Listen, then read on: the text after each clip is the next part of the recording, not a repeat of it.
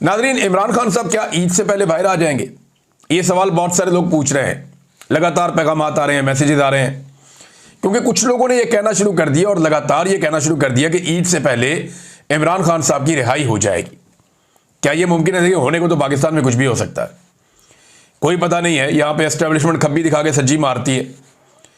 इस बात का कोई आइडिया नहीं है कि एस्टेब्लिशमेंट कोई खेल खेल जाए और वो कहें जी इमरान खान से जान छुड़ानी है तो ईद पे छोड़ दो, ईद पे लोग नहीं निकलेंगे, जरा माहौल ठंडा हो जाएगा, इमरान खान साहब बाहर आ जाएंगे, 5-6 दिनों में चीजें नॉर्मल होना शुरू हो जाएंगी, तो हम इमरान खान को इस मौके पर छोड़ देते हैं, इसके अलावा कब छोड़ेंगे? तो मेरा यह मानना है इमरान खान को आज छोड़ें, कल छोड़ें, परसों छोड़ें, ईद वाले दिन छोड़ें, जब मर्जी छोड़ें, इंपैक्ट तो आएगा। और इमरान खान को जब आप छोड़ेंगे तो वो आराम से तो बैठेंगे नहीं, वो अपनी पॉलिटिक्स करेंगे। और ये बात पाकिस्तान की मिलिट्री एस्टेब्लिशमेंट अच्छी तरह जानती है। अब हफीजुल्लाह न्याजी साहब ने भी यही दावा कर दिया। उन्होंने कहा जी इमरान खान साहब जो हैं वो 5 को उनकी बेल हो जाएगी। दावा उन्होंने क्या किया, जरा ये आप सुन लीजिए। एक निजी टीवी प्रोग्राम में वो बात कर रहे थे, ये जरा ऑडियो में थोड़ी सी आपको सुना रहा हूं, ये आप सुनिए। 5 तारीख को इमरान खान साहब की बेल हो जाएगी। आज की प्रेस कॉन्फ्रेंस से मैं अगर कॉन्स्टिट्यूट करूं, वो चीज मैं बनाऊं तो 5 जून को 7 तारीख को ईद है, 5 को ये बेल हो जाएगी। अच्छा जी, 7 तारीख को ईद है, 5 को ये बेल हो जाएगी। लेकिन क्या इमरान खान साहब की बेल हो जाएगी? ट्रैक रिकॉर्ड जो है ना वो एस्टेब्लिशमेंट का, वो ये बताता नहीं है। देखे ना, जैसे जो जुल्म किया गया, जो बर्बरियत की गई, मैं साहबजादा हामिद रजा साहब को सुन रहा था, वो ये बता रहे थे कि जनाब हमारे तो अरकान असेंबली की बहनों को, बेटियों को, बीवियों को और बच्चों को अगवा किया गया 26वीं आईनी तरमीम के लिए। वो ये कहते हैं बड़ी बेइज्जती वाली बात है, लोग नहीं बताते, लेकिन उन्होंने बताया। और कई लोग ऐसे हैं जिन्होंने अपने आप को हवाले किया एस्टेब्लिशमेंट के, अपनी फैमिलीज को बचाने के लिए। एमएनएस को बाकायदा अगवा किया गया, जबरी तौर पे लापता किया गया 26वीं आईनी तरमीम के लिए। अब मुझे बताएं, जिस 26वीं आईनी तरमीम के लिए इतनी मेहनत की है एस्टेब्लिशमेंट ने, जिसके लिए इतना ज्यादा अपने सिर के ऊपर गंद का टोकरा उठाया है और तारीख में अपने नाम के आगे दाग लगवाए हैं पाकिस्तान की एस्टेब्लिशमेंट ने, कि उन्होंने अरकान असेंबली के साथ क्या किया, असेंबली के ऊपर धावा बोल दिया, असेंबली के अंदर से बंदे अगवा करके ले गए, जो पार्लियामेंट है उनके लॉजेस के अंदर से बंदे अगवा करके ले गए, खवातीन को और बच्चों को और बच्चियों को अगवा कर लिया, बहुओं और बीवियों को अगवा कर लिया। जब ये सारा कुछ किया, एस्टेब्लिशमेंट ने अपने ऊपर इतना बड़ा धब्बा ले लिया, इतना स्याह दाग अपने ऊपर लगा लिया, अपने दामन को दागदार कर लिया, तो वो किया क्यों था? सिर्फ इमरान खान से बचने के लिए, कि हम एक ऐसी आईनी अदालत बनाएं जिसके जरिए से उन तमाम इकदामात को तहफ़्फ़ुज़ मिल जाए जो इमरान खान साहब के खिलाफ हमने किए हैं। और वो अदालत बना ली। अब फौजी अदालतों को तहफ़्फ़ुज़ दिलवा दिया गया है, मखसूस नशिस्तें छीनने का बंदोबस्त कर दिया गया है, और ये मखसूस नशिस्तें छीन भी ली जाएंगी। सारा पाकिस्तान जानता है जिस तरह का बेंच बना है, ज़्यादा इम्कान तो यही है 99% कि ये सीटें छीन ली जाएंगी, अनलेस कोई अनहोनी ना हो जाए, कोई अजीबोगरीब काम ना हो जाए, वरना सीटें तो छीनने वाला बेंच बैठा हुआ है। भाई, जिस बेंच ने मिलिट्री कोर्ट में सिविलियन के ट्रायल को जायज़ करार दे दिया, उससे तो आप फिर कोई भी काम करवा लें, ये तो काम ही बहुत छोटा है, मखसूस नशिस्तों वाला, तो ये भी कर दिया जाएगा। तो उस इमरान खान को क्या ये एस्टेब्लिशमेंट, मिलिट्री एस्टेब्लिशमेंट इतने आराम से छोड़ देगी? अपने टाउट्स के जरिए से रोजाना की बुनियाद पे कहलाते हैं कि फौजी क़यादत इमरान खान से शदीद नफरत करती है, तो क्या फौजी क़यादत इमरान खान को बाहर आने देगी? एक तरफ पैगाम दिलवाया जाता है कि शदीद नफरत करते हैं भाई हम इमरान खान से, और दूसरी तरफ ये कहा जाता है कि जी इमरान खान साहब बाहर आ जाएंगे। तो मुझे ये लॉजिकल नहीं लगता, मुझे लगता नहीं है कि ये एकदम हो पाएगा।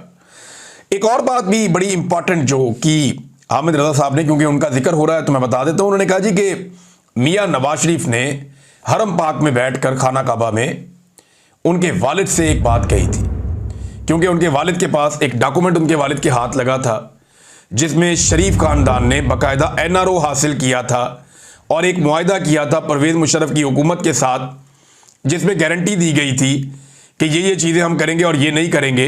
और उसमें जो बंदे पाकिस्तान से बाहर लेकर गए, पैसा, जो चीज़ें लेकर जानी थी लेकर चले गए, वो पूरा मुआहदा साहबजादा हामिद रजा साहब के वालिद गिरामी के हाथ में लग गया, मरहूम के।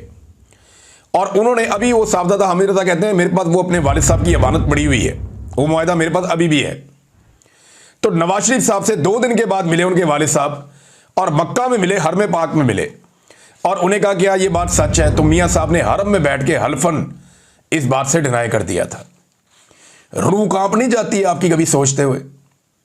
लेकिन जब वालिद ने यह किया कि हरम में बैठ के साहबजादा हामिद रजा साहब के वालिद साहब के साथ झूठ बोल दिया हरम में बैठ के, और हलफ लेकर के मैंने कोई मुआहिदा नहीं किया, और फिर सारी दुनिया ने बाद में वो मुआहिदा भी देखा। कैसी अजीब चीज़ है, खौफ नहीं आता कभी ये सोच कर इन्हें? फिर उनका बेटा जो है वो वहीं पे जो है वो इस्तेमाल करता है मुकद्दस मकामात का, वहाँ पे जाके जज के साथ मुलाकात करता है, उसे कंट्रोल करने की कोशिश करता है। फिर उनकी बेटी उसी मुकद्दस मुकाम को इस्तेमाल करते हुए सऊदी अरब जाके अपनी प्रमोशन के लिए बच्चों के साथ वीडियोस बनवाती है डिफरेंट एंगल्स से। मैंने आपको पहले बताया था ना कि मजहब इनके लिए ऐसा लगता है कि मजहब हो जाए, इंसानियत हो जाए, कोई भी चीज़ हो जाए, इनके लिए कारोबार है। सियासत भी इनके लिए एक कारोबार है, खिदमत नहीं है। तो ये कारोबार की तरह करते हैं, हर चीज़ को इस्तेमाल करते हैं।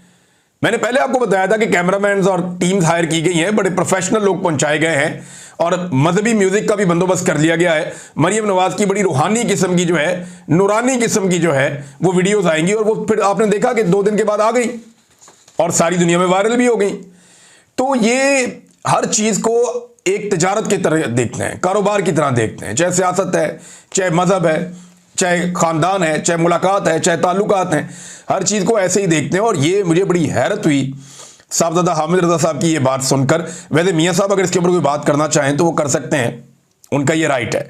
नादरीन, इमरान खान साहब की रिहाई की तहरीक में जो लोग शामिल नहीं हो रहे, अरकान ख़ास तौर पर, चाहे वो असम्बली के हैं, चाहे वो टिकट होल्डर्स हैं, या वो ओहदेदार हैं, इस मामले को आलिया हमजा साहिबा ने सीरियस ले लिया है और उन्होंने कार्रवाई करने का फैसला कर लिया है। एहतजाज में मुसलसल गैर हाजिर अरकान और ओहदेदारान को शोकाज नोटिस जारी करने का फैसला किया गया। गैर हाजिर अरकान और ओहदेदारान से पहले मरहले में वजाहत तलब की जाएगी। शोकाज जारी करने का मामला तहरीक इंसाफ की सियासी कमेटी में उठा दिया गया है, और पंजाब के बाद मुंतखब अरकान और ओहदेदारान की शोकाज जारी करने की मुखालफत। अच्छा, उसके बाद एक और एक्टिविटी भी हुई है, कमेटी भी बन गई पंजाब में तैनातियों के हवाले से। उसमें आलिया हमजा साहिबा को शामिल नहीं किया गया, मलिक अहमद बचड़ साहब को शामिल किया गया है। उनके अलावा जो है सलमान अकरम राजा साहब हैं, और उनके अलावा एक जो है वो महमूद रशीद साहब के रिश्तेदार हैं, अभी अभी मिलिट्री कोर्ट से छूट कर रिहा हुए हैं, उस्मान साहब, उनको शामिल किया गया है। और उसके अलावा एक उमर अयूब साहब हैं, अपोजिशन लीडर भी हैं और खैबर पख्तूनख्वा से पाकिस्तान तहरीक इंसाफ के अहम रुकन हैं। तो ये 4 लोग शामिल किए गए, आलिया हमजा को शामिल नहीं किया गया। और इसके ऊपर रद्द-ए-अमल आ रहा है सोशल मीडिया पे कि आलिया हमजा काम कर रही हैं तो उनके साथ ये किया जा रहा है। बहरहाल आलिया हमजा ने एक और अनाउंसमेंट किया कि 30 मई को सियालकोट में वो एक जलसा करने जा रही हैं। सियालकोट में आखिरी दिन होगा 30 मई का, इलेक्शन से पहले